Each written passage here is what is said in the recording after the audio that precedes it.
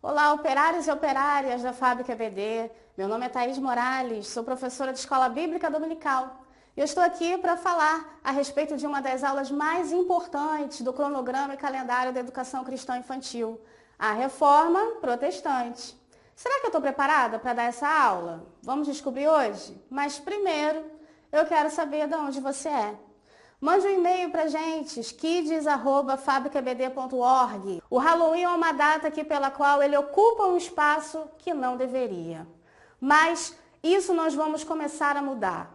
Você lembra do último evento da Escola Bíblica Dominical, a maratona? Vocês lembram qual era o tema? Apologética. Nós também fazemos parte disso. A educação cristã, os professores infantis precisam trazer aulas apologéticas para as salas de aula. As crianças, elas também precisam desse conhecimento porque elas também são indagadas nas suas escolas, com seus amigos, nas suas festas, a respeito da sua fé. E o nosso papel é exatamente contribuir com conhecimentos para que eles, quando forem indagados a respeito do Evangelho, a respeito da sua fé, a respeito de Jesus, eles possam responder literalmente através da palavra e dos acontecimentos. Você já foi no supermercado? Você já experimentou ver como todas as embalagens estão com o Halloween, com a propaganda do Halloween? Você já foi no shopping? Você já viu quantas lojas infantis estão com produtos de Halloween? Então, por que a gente não pode falar também para crianças pequenas a respeito da Reforma Protestante? Não é um assunto difícil. Lembre-se, crianças são lúdicas, são didáticas. A única coisa que você vai alterar vai ser a sua oratória, o seu cuidado com as palavras e se aproximar da contextualização da criança. Mas é possível, sim, apresentar para crianças a partir de 2 anos a Reforma Protestante. Primeiro, você precisa trazer para a sua sala de aula esse personagem tão importante, Martinho Lutero. Ele é um personagem principal, ele simplesmente vai direcionar todos os fatos, todo o rumo dessa história. Traga esse personagem para a sua sala de aula, coloque na sua sala de aula a porta de uma igreja, ambiente a sua sala de aula, para que a criança consiga entender. No mês de outubro, depois do Dia das Crianças, tem algo muito importante que acontece. Ela vai associar, você vai estimular os seus alunos a se interessarem por esse assunto tão importante. A respeito das crianças que vão de 2 a 5 anos, é importante você trabalhar o campo visual. A criança, ela ainda não vai prestar muita atenção no que você fala, mas você vai chamar muita atenção quando você mostrar para essas crianças o que você está contando.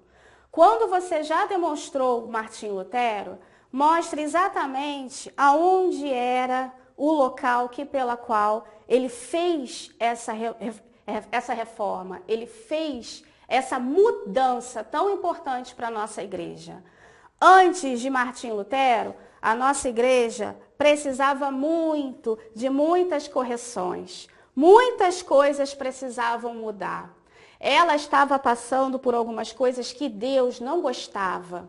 E depois que Martinho Lutero se posicionou, repita essa palavra, se posicionou, a nossa igreja passou por uma grande transformação. Mas essa transformação, ela já era para ter sido feita há muito tempo. Uma das implicações que Martinho Lutero teve que enfrentar foi o mau uso da palavra de Deus.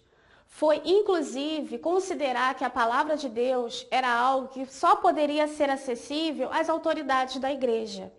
Ele era um professor, ele era um estudante, ele era um mestre da palavra. Ele conhecia, ele sabia exatamente que não era isso. Que o propósito de Deus para as nossas vidas é que todos poderiam ter a palavra de Deus, acesso à palavra de Deus. E isso era uma coisa que Martinho Lutero lutou muito.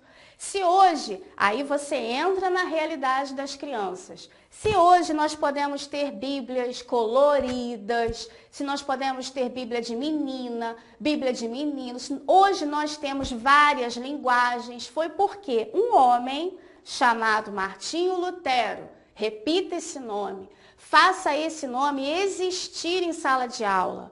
Martinho Lutero. Foi por causa do posicionamento deste homem é que nós hoje podemos ter essa amplitude, tantas Bíblias disponíveis e acessíveis para todos nós. E ele apresentou 95 argumentos perante aqueles erros, aqueles ensinamentos que estavam sendo feitos ao povo de Deus. Eu vou apresentar 5 argumentos, 5 incoerências com a palavra de Deus que fazem parte da realidade das crianças. Quando elas vão às festas, quando na escola principalmente, as pessoas adoram utilizar essa abordagem para simplesmente diminuir a fé dela. Mas agora, quando você se posicionar em sala de aula a respeito disso, ela vai associar as coisas que ela escuta e ela vai verificar que não são verídicas. E ela vai ter argumento para poder defender a fé dela. Uma delas é a respeito de princípios. O cristão, ele não vive de rituais. Nós não precisamos de amuletos, nós não precisamos nada da sorte, nós não vivemos de sorte, nós vivemos de princípio. Se a minha vida é próspera, se meu pai e a minha mãe são abençoados, não foi uma camisa da sorte, não foi um amuleto da sorte, simplesmente foram os princípios que foram obedecidos e por isso a minha vida prospera. Outra coisa aqui pela qual as crianças também recebem é a respeito da idolatria. Ah, mas tia, e aquela santa? E aquele santo? A minha professora me chamou para participar de uma festa, para festejar um santo. Sim, idolatria. Isso foi uma das coisas também contestadas por Martinho Lutero. Todos nós sabemos que o único santo é Jesus. Idolatria é pecado, sim. Nós não precisamos de santos, nós não vivemos essa realidade. E isso também foi colocado na porta da igreja. Martinho Lutero contestou a respeito disso, de que o único santo era Jesus e que a gente não precisa de nenhum intermediário a respeito de nada. E, inclusive, o nosso louvor, ele só é direcionado a Jesus. Um outro argumento era a tese 86, a respeito do mau uso de dízimos e ofertas. Quem aqui nunca escutou aquela frase? Ai, você vai dar dinheiro para pastor? Você vai dar dinheiro para a igreja? Quem aqui nunca escutou essa frase? Pois é, isso tem um fundamento de acontecimentos antes da Reforma Protestante, que realmente algumas autoridades da Igreja Católica não foram muito fiéis aos princípios cristãos. E por isso até hoje você escuta isso como argumento. Mas o seu aluno vai aprender que dízimos e ofertas é um princípio que fazemos perante ao Senhor, para a boa obra, para diversos tipos de coisas pelas quais a igreja precisa para promover o reino e que nada tem a ver com desonestidade. Outra coisa que é muito importante, a palavra não é um privilégio de poucos. Instrua os seus alunos, por exemplo, ele vai numa festinha de aniversário, leva uma Bíblia de presente para o amiguinho. A Bíblia é para todos, não é somente para o meu avô, não é somente para o meu pai, é para mim também. Se até hoje você chega numa livraria, existem Bíblias infantis, foi por causa desse posicionamento de Martinho Lutero. Usufrua disso, instrua os seus alunos a darem de presente. Inclusive, quando um aluno seu mudar de turma, simplesmente presenteie o seu aluno com uma Bíblia, principalmente se ela for de acordo com a maturidade dessa criança. Mas, por causa de todo esse posicionamento, Martinho Lutero foi expulso da igreja. Ele foi expulso e proibido de ensinar a palavra de Deus por um imperador chamado Carlos V. Mas ele também tinha um grupo de apoiadores, de pessoas importantes, inclusive tinham príncipes nesse grupo de apoiadores. A reforma, o termo reforma, é de mudanças que ocorreram a respeito do ensino da palavra e da igreja. E protestante, na verdade, foi por causa desse protesto, desse grupo de apoiadores de Martinho Lutero a favor dele. Por isso se originou o termo reforma, de mudança, protestante, protestando a respeito da expulsão e da proibição de Martinho Lutero ensinar a palavra. É essa a origem do termo reforma protestante.